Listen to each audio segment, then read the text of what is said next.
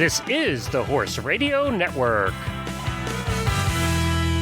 This is episode 12 of Horsemanship Radio, brought to you by Index Fund Advisors, IFA.com. Horsemanship Radio is part of the family of the Horse Radio Network. Our guests today have many years of horsemanship behind them, and they're icons in the work that women are doing in blazing trails in the horse industry.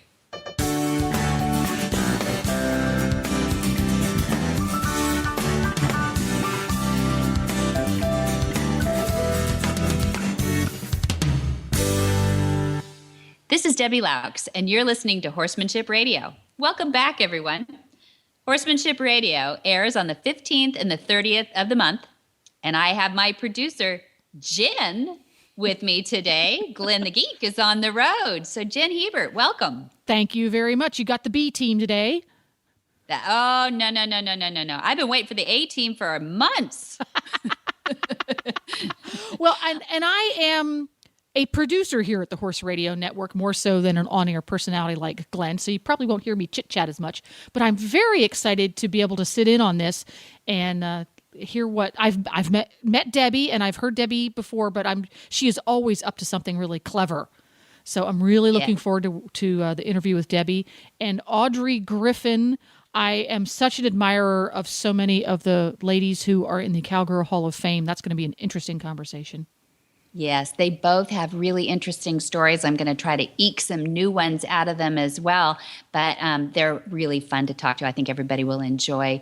My goodness, between them, they must have at least 100 years of horse experience. So I think we'll learn something today, Jen. Always do on Horsemanship Radio. We do. Our first guest today shares the passion that every superhero shares, and that's to help those in need and to see that justice is done for horses and their owners, and that's Debbie Metcalf. She started this with a passion because she lost her own horse, and to me, she wears a big red S on her chest because she does create a lot of happy endings for a lot of horse owners and their horses too.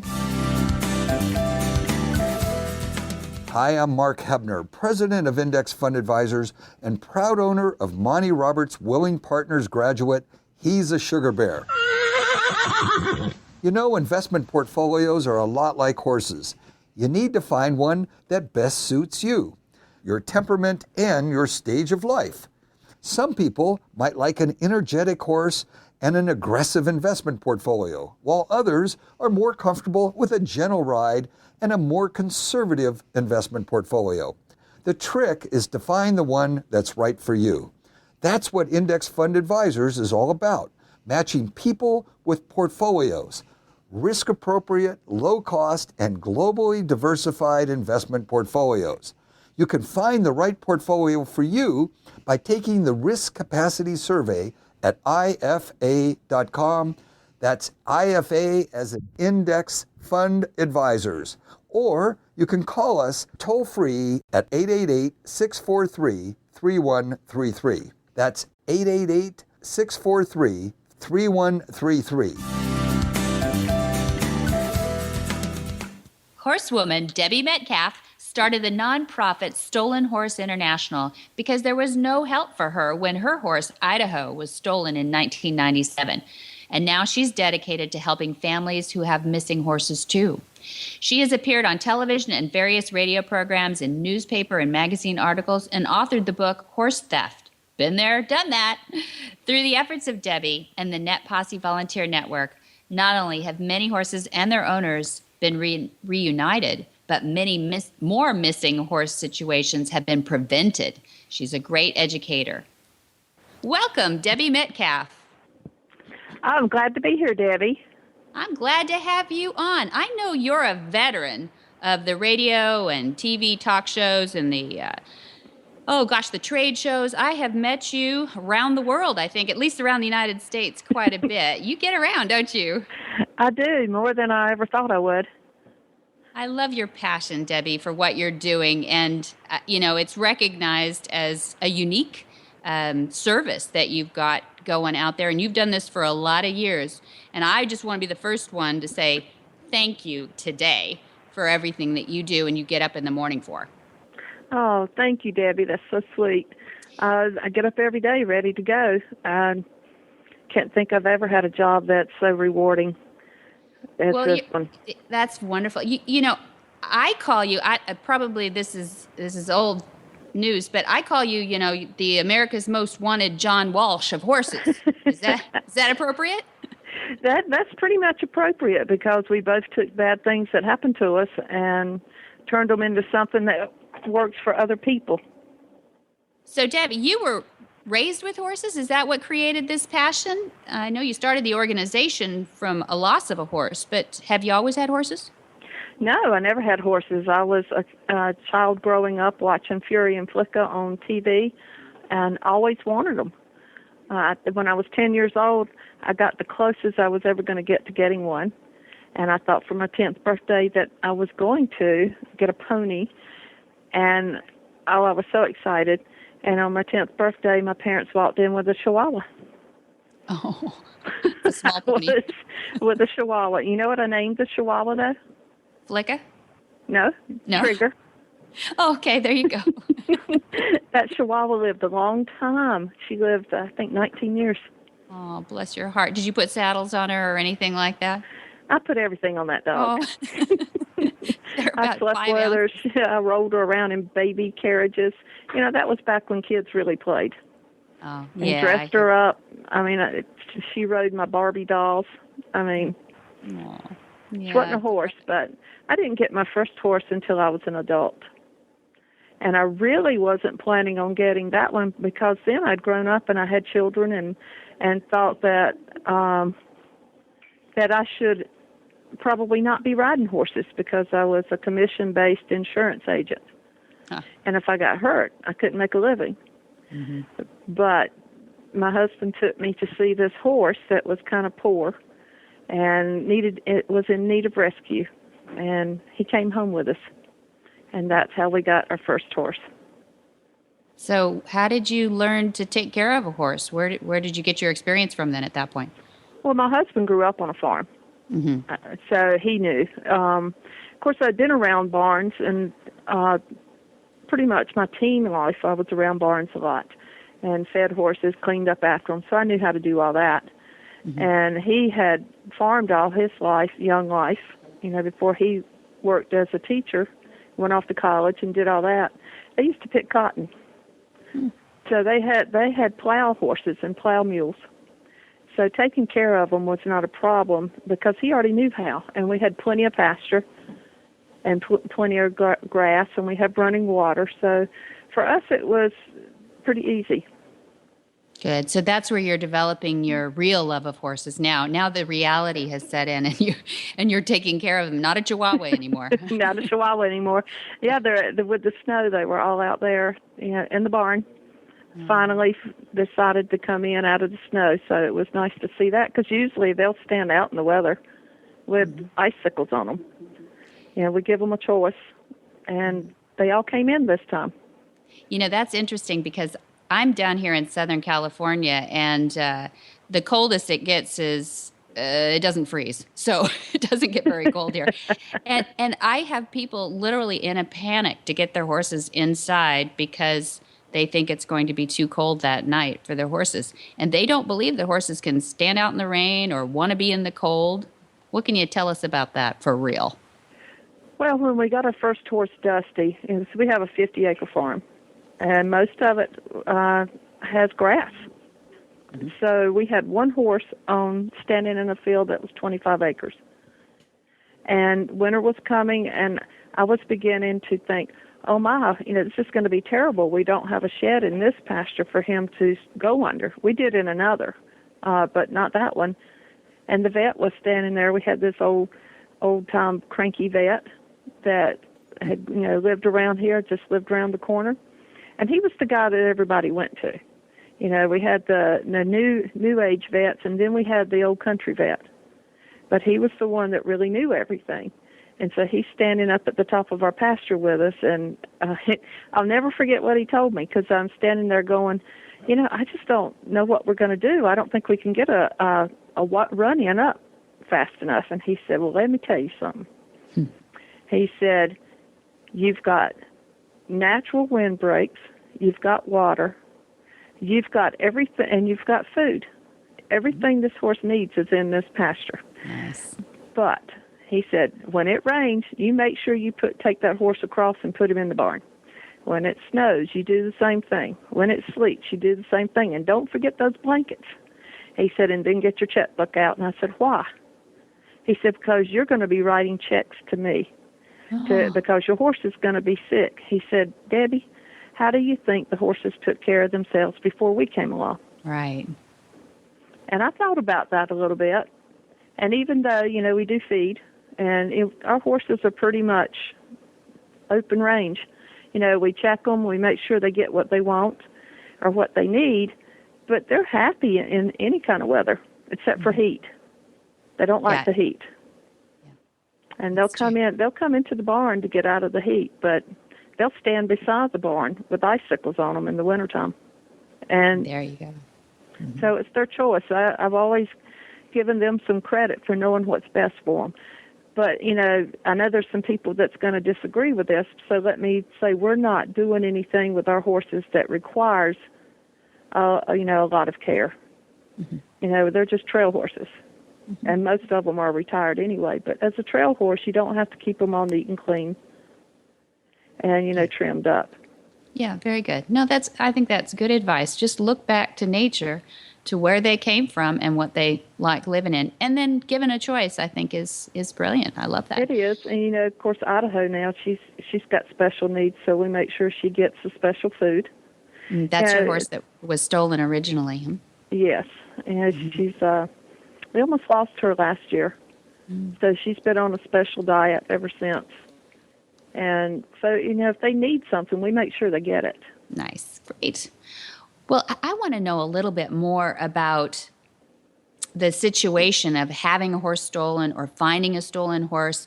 You're the expert here, and I think this is what people would want me to ask you is, if what's the first thing a person should do? If they haven't taken preventative measures to chip their horse, I know you're going to be an advocate of that, I want to hear about that, but they find it missing. They go in the barn, it's not there, the field they're gone.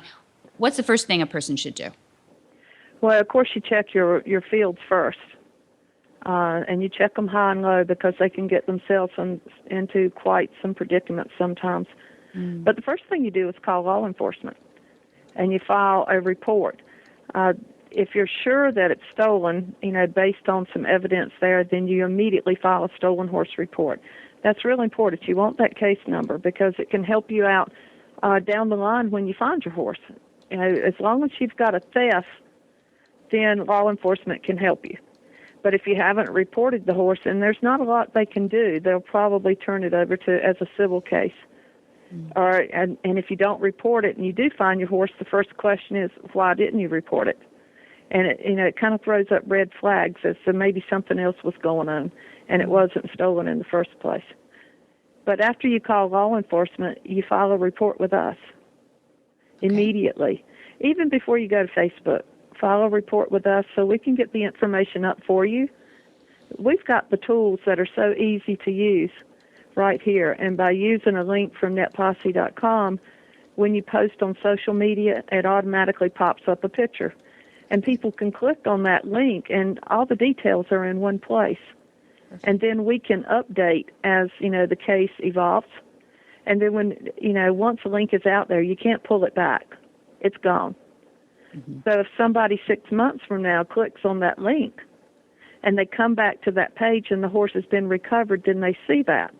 Yeah.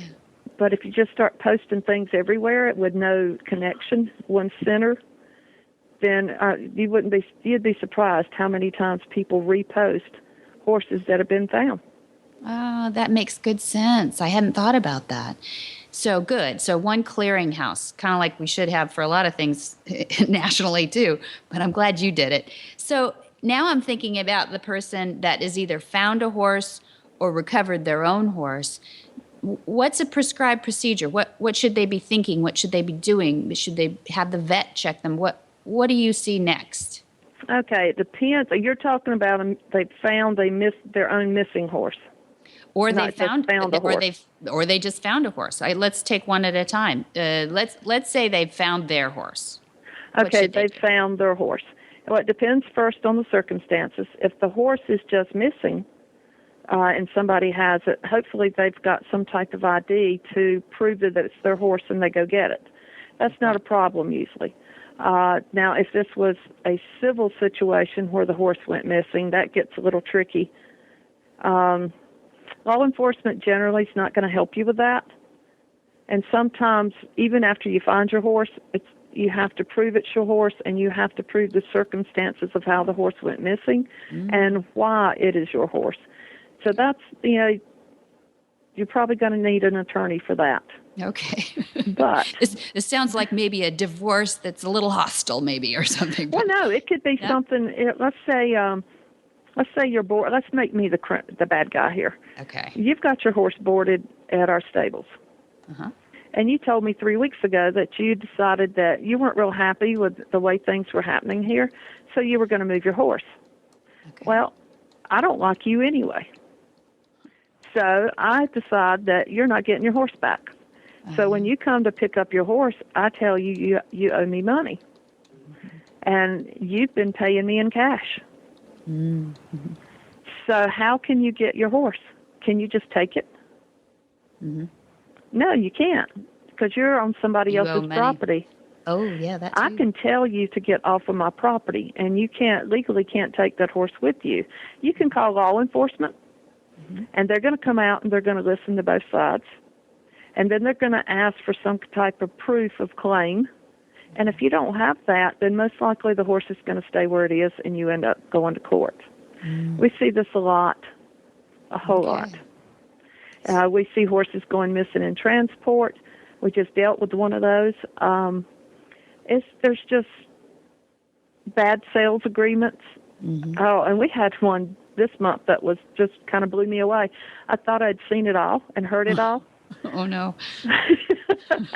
But, this was a sale. It started out as a sale to one person who paid for the horse the way they were supposed to. The horse was shipped after the final payment to another state. So once the horse got there, the person who bought the horse decided she couldn't handle the horse. So rather than just leave it where it was with no care, she called the person that she bought the horse from and told her she was giving the horse back to her.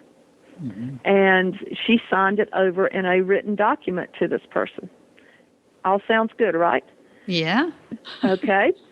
So then the person who sold her the horse calls the person at the barn who's boarding the horse and has been paid through the whole month. Yeah. And that person decides that they're not going to let the horse go.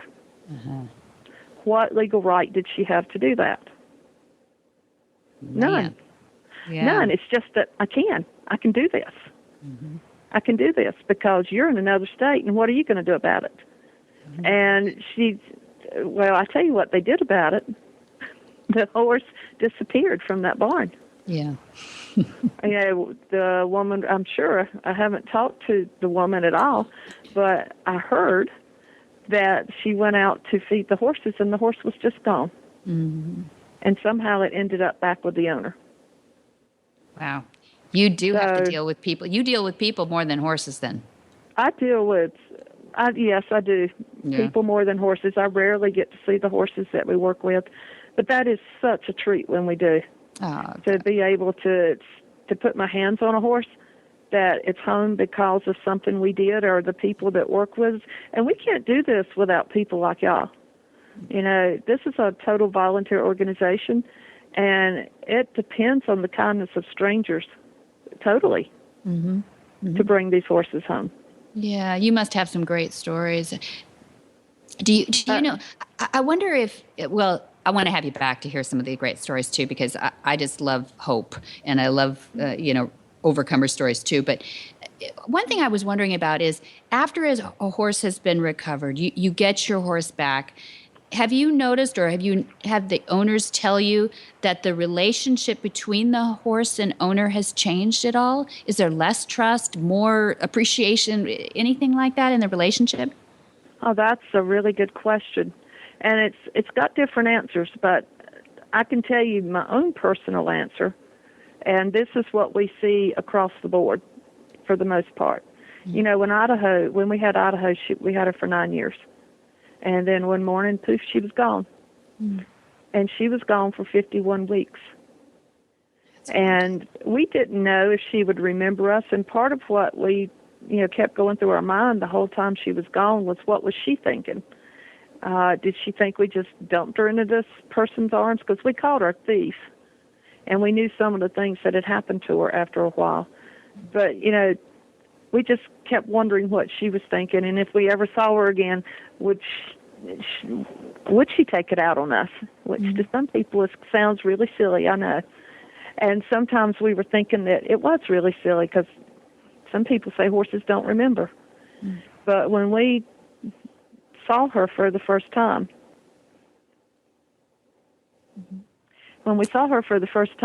we were standing in a parking lot in the middle of nowhere in Tennessee. And she had not heard our voice for 51 weeks. And her head was down, her tail was down, and she was being led out by the law enforcement officers out of a driveway behind a Bronco on a lead line. And she looked broken down and just spent. There was no spirit in her anymore. And I told my husband, whistle. And this is a whistle she had heard for 9 years, calling her, whenever he wanted her. And when he whistled, that head came up and that tail came up, and she elevated on her hooves like she was a hovercraft, and she started passing the Bronco to get to him. Oh. Now you tell me. Yeah, they remember. They remember. Yeah. And not only that, when we brought her home, we let her loose in the field with the other horses. And when they would go get water, because you heard me say we had streams and everything, well, Idaho was always the lead horse, taking the other horses to get water through the woods. And she walked into the pasture, and the path to go to the water on that side, you can't see it from where we let her in. There's just a little opening in the woods somewhere, and it's not visible from where we put her into the pasture. But she stood inside the pasture, she looked to the left, and she looked to the right, and she made a beeline toward that opening. And since it was fall and the leaves were off the trees, we could see the horses fall in line and go get water like they always had, in the right pecking order. Yeah. So, yeah. They remember. Yeah, they remember. It's easy to see what inspires you to keep working so hard with perfect strangers. That story would inspire me for many, many years. Debbie, I so appreciate you being on our show to share some of the stories and not just have to come on here to plea for another missing horse. I'd love to have you back. I would love to hear a tip from you. You have such experience. Would you come back and do a short program for us? Sure. Just let me know when. I will, Debbie. Thank you so much for coming on Horsemanship Radio. Okay. Thank you for having me, Debbie. You bet, Debbie. Our next guest has spanned a wonderful era of horsemanship. After this word from Monty. Hi, I'm Monty Roberts, and I know that I'm transforming the lives of horses globally. You can learn to do it too on my Equus Online University. There's a new lesson on there each week, all the way from join up to advanced. Watch world's champions give their lessons. Join at montyroberts.com. Go to my Equus Online University. You can transform your horse too. Audrey O'Brien Griffin lives the cowgirl life with tenacity, generosity, and passion. Before raising her family, Audrey was a member of the famous Flying Valkyries, a Roman riding group in the 1950s, and also worked in a Wild West show that traveled to Belgium. Her love for equestrian sports led her to team pinning, sorting, and excelling in overall horsemanship altogether. In 2008, Audrey was inducted into the National Cowgirl Hall of Fame. Her competitive nature remains strong today, and she continues to promote the Western lifestyle and a love for horses. Welcome, Audrey O'Brien Griffin. Hi, Debbie. How are you?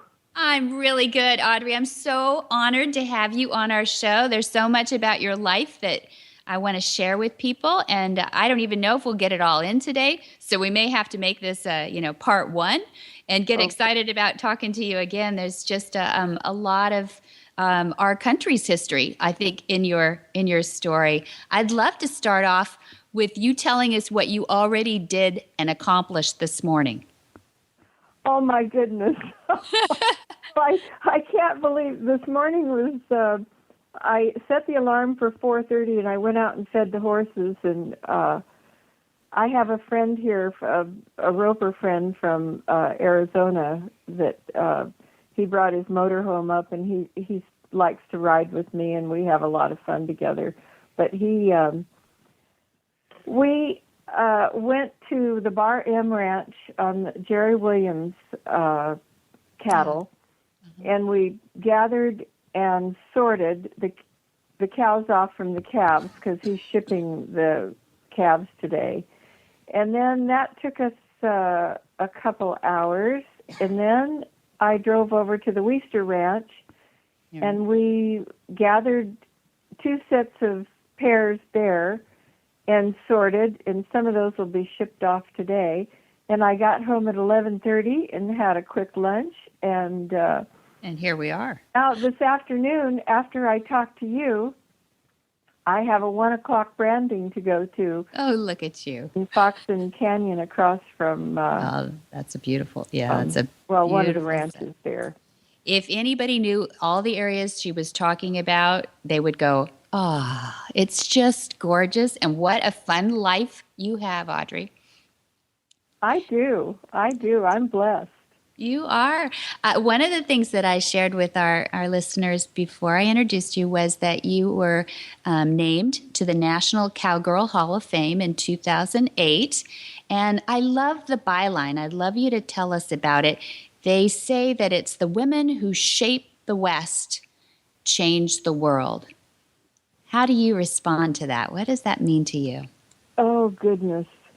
I think maybe I just, being a Roman writer and traveling all over the United States and Canada and doing what I love to do most, I think maybe I added to perhaps a part of that line. But, of course, when you're 19 years old, you don't think that you're doing anything except just having a good time and doing what you want to do. And it was a wonderful time for me. A friend of mine, Mary Stetler, came to the stable one day in Culver City, and she said, how would you like to go out on the road with the Flying Valkyries? And I said, tell me a little bit about it. Mm-hmm. I didn't think my mother would let me go. Right. But she, after we talked about morals and integrity and all the good things that mother and daughters talk about, they decided to give me their blessings and send me down the road. So Isn't that amazing? 2 wonderful years. 2 wonderful years. And you ended up with the Wild West show in Brussels, Belgium. So how old are you then? Yeah, that was in 1958. And that was a group that, Casey Tibbs and Vern Elliott and,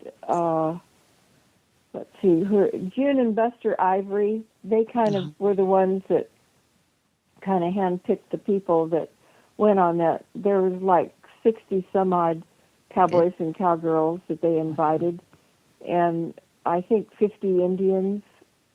And we had a fabulous time. We square danced on horseback and did pole bending and barrel races and put on a race. And then Casey, of course, he was a big draw over there, and he rode saddle bronc ride, And there was a lot of ropings, and it was fun. It was a wonderful time of my life. I can't even imagine how fun and free that must have been back in those days, too. I feel like I need to step back one and say, how does a little girl, a city girl from Los Angeles, end up being such a horse girl? Well, the city girl was born with a country heart. And my mother said when I was like 6 months old, on her lap in the car, when we'd go by a pony ride, I would go ballistic. And she had this, as soon as I could sit up, she'd let me ride the ponies. And I still feel that way. I get so excited when we go for a ride, or if I go roping or whatever. It just, I still have that same wonderful excitement. And what happened was my father rode a little bit in his youth, and I was begging him when I was 11 years old. I was begging him to take me riding, so he took me over to Sunset Ranch in Culver City. They had 13 acres over there, and it was a stable that you could rent horses. So we rented the horses that day, and the gal that went with us, her name was Sis Smith.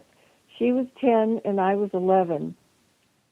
And we hit it off like gangbusters. And if it wasn't for Sis, my dearest friend, I wouldn't be where I am today with my horses, because she invited me back the next day, Sunday, and she said, come in the morning and don't have your parents pick you up until 5 o'clock in the afternoon. Yeah, those were the days. That's exactly what they did, and that started my friendship with her. And of course, she's the one that introduced me to Roman riding and knowing how to tie a bowline and just the cowgirl way of life. I love it. You tie the bowlines. You can still tie a bowline with anybody, right? Absolutely. Yeah, good girl. I love One of that. my favorite knots. It's my favorite knot too. It doesn't tighten down, all the right reasons. Good. I got to ask you about Casey Tibbs. You dropped a big name in there. You got any secrets on Casey Tibbs that you can tell? I have a lot of secrets, but I wouldn't let them pass through my mouth. Ooh, so that's intriguing. Casey was very colorful. And when I knew him in the 50s, he drove a light lavender Continental. He wore purple shirts. He had a black horse that he did tricks on. That he had purple saddle, purple bridle, purple breast collar. He was the Purple King. But Casey, he was kind of a character. When he met you,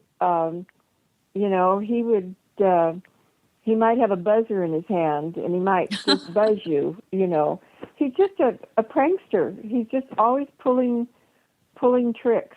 He's just a funny guy. Funny. Most of them, us know him as an amazing athlete who accomplished so much in the rodeo world.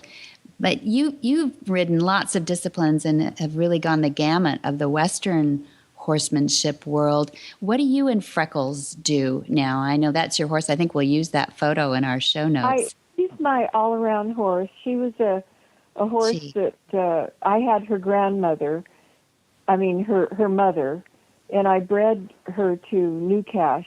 I bred the mother to New Cash and got Freckles. And Freckles was my first baby, and Tom Shelley broke her and took her to Snaffle Bit. So she's really well broke, and now I use her. I team rope off of her, and I go to the brandings on her, and I use her to team pen, barrel race, pole bending. She's an all-around mare, and she'll go anywhere I ask her to go, in some places I shouldn't be asking her. But she trusts you. She trusts me, yeah, too much sometimes. Oh, you guys have a lot of fun. Fine once in a while. Yeah. Hey, I do have a funny story about Casey, though, before we go on to the next one. Casey, the night before we flew to Europe, we were at Glenn and Lynn Randall's house, and they have a daughter by the name of Pudgy that had a white cat. So June Ivory and one of the other Valkyries dyed the cat lavender that night. And so Pudgy came home, and she was so upset. She was storming around the house. And the wonderful part about it is Casey got blamed for it. Oh, So, perfect. You got even with all the buzzers. I did get even. Well, you've been around horses your whole life. I think one of the statistics of your life will be a surprise to people. When did you own your first horse? Oh, my gosh. Would you believe I was 50 years old? 50. I bought a thoroughbred for $400 off the track. Oh, funny. And he was my first horse, and I kept him there in around Mandeville Canyon area, so I had the Santa Monica Mountains to ride in. But from the time, I started riding until I was 50, I rode everybody else's horses. Mm-hmm. And it was nice because I had a lot of different horses to ride.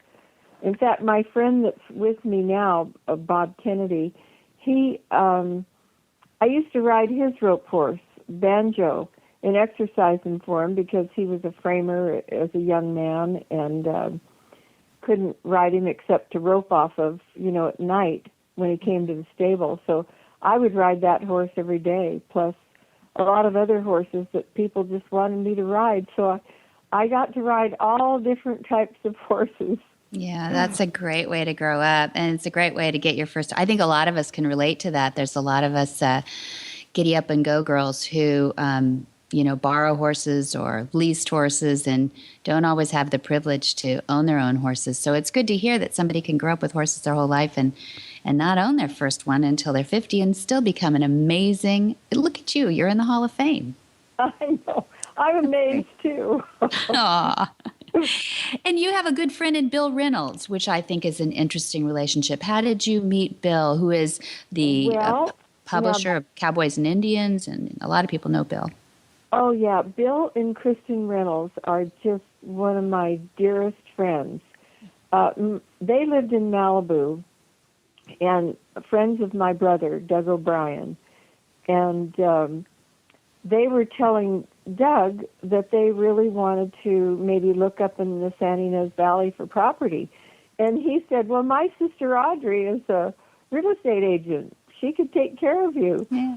So I met them, and we just hit it off like gangbusters, and I showed them for 3 years before they bought. Oh. And, the white Cadillac that I had at the time went up and down every cow pasture in the San Ynez Valley. In fact, I had my car wash, and I was worried because I didn't notice it coming out, and I went and asked the manager, and I said, what happened to my car? And he says, well, we put it through a second time because there was a lot of alfalfa on it. You've been through all the fields even. Well, I'm glad they gladly finally bought in the San Ynez Valley. They're wonderful additions to and I rode what a horse community. This morning. Did you? I did. I rode. We gathered cattle this morning. I gathered with her. Well, our listeners, my friends, and I just see them every week. I see them every week. They're amazing horse people that you have surrounded yourself with too, Audrey. Wonderful. Yeah, I know. I love your story about Roy Rogers, and I've heard you tell. But tell us, share that story of Roy Rogers with us, because that is a great era. Well, Roy Rogers was just always my hero since I was a little kid, and I had the Roy Rogers T-shirts and the guns and the hat, and I mean, you name it, everything was Roy Rogers. And I think I sent in for a picture, and so Roy, or his agent, sent me a 8x10 glossy picture that I hung on my wall. And I thought, well, every night, before I said my prayers, I'd always give Roy a kiss and go to bed, and it just felt really good. I was just, after a while, I kissed his lips right off. Off the photo. And, I did get to meet Roy several times because he was a dear friend of Glenn Randall. And, of course, I did not tell him that story, but when we met, he was so cordial, and he was just so charming and so warm, and I just thought, oh, my gosh, he's everything I always thought he was. So it was very nice for me. Yeah, great gentleman. And you got to sit on Trigger, did I hear too? Oh, yeah, Corky. Or one of them? Randall's son and Glenn Randall, they both trained all the triggers. And I believe there were 3 of them. And the third one was just like a little 3-year-old. So they had me ride him one day. So that was really nice. I was thrilled that they wanted me, because I was probably 15 or 16 at the time. So it was nice if they trusted me at that age. Yeah, that's right. So what's your advice to the 15-year-old or 16-year-old who wants to run off to Europe and ride in the rodeo or become a gallivanter with horses these days? Can they still do it? I'll tell you, if you have an opportunity to do something like that, do it, because it's life-changing. It makes you just feel real good about yourself. But it's very important to keep your morals and your virtues and everything alive, and just know that the Lord is out there watching you and protecting you. So if you love Him, He will keep you safe. That's wonderful. Well, we appreciate your courage, and I think you're probably one of the first women's libbers and didn't even know it, but you have this independence. Didn't know it, but you had that independence. I think you really have helped shape the American West, Audrey, and I thank you for sharing that. I wonder if you might remember the send-off that you talk about that Roy Rogers used to give. Oh, that's, let's see. Oh, yeah, may the good Lord take a liking to you. Do you love that? I love that. I love that. Oh, yeah. I use that every once in a while. See, there you go. I love that. I do. figured you'd know it. Yeah. Well, thank you, Audrey. Thanks again. Thanks for your life that exemplifies what all us horsewomen want to be a part of. Thank you so much, Debbie. I enjoyed our little chat. Welcome back, Ann Lindberg, with your tip for us. Thank you very much. I got one great tip, and I'm not guilty of the whole thing, because my dear mentor, Monty Roberts, gave me an eye-opener, and this is, back in 1998, I think. Goodness. But I just figured out a tip that people really don't think about, and I always bring this out. This is the beginning of my book, actually. Monty Roberts say that the horse has a language, and we call the language of the horse, right? Or the language of equus is what we say. Right. And we talk about the 4 signs. But I've never heard a riding teacher say, now the horse got it because now we got the 4 signs.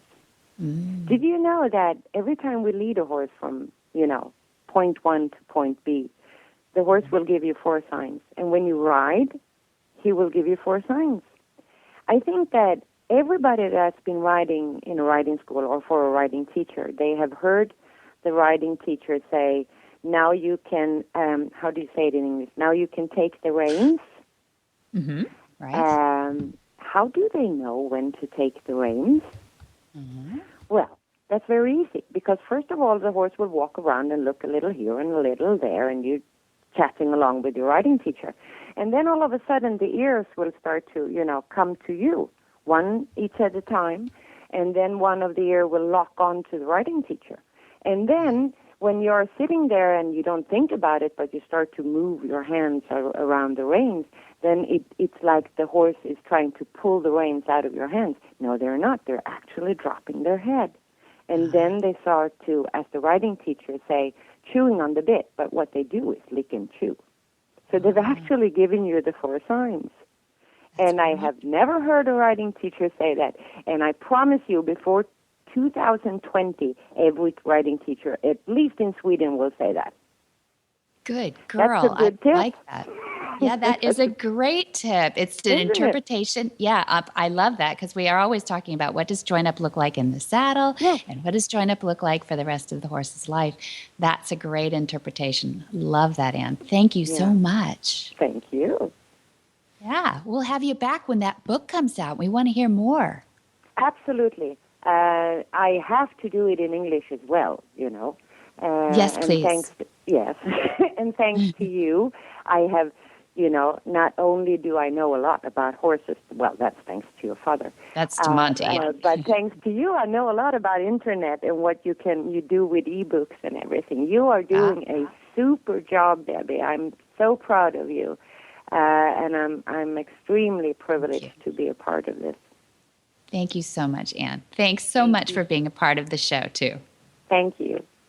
What in the wide, wide world of sports is going on here?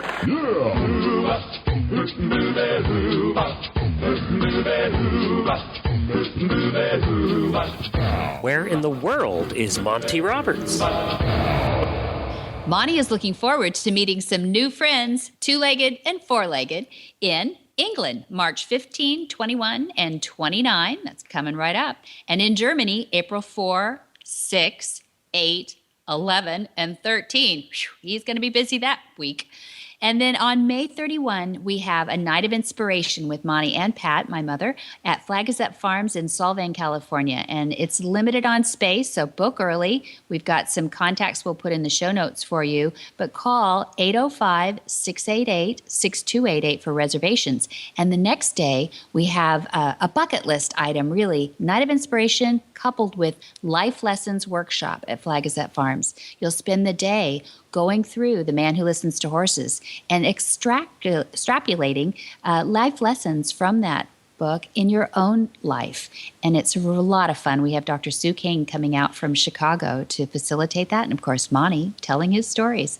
And then August 4 through 8, we have a Monty special training. It's my favorite week of the year. It's better than Christmas at Flag is Up Farms. And that's his week working with all kinds of horses. It's just a lot of fun.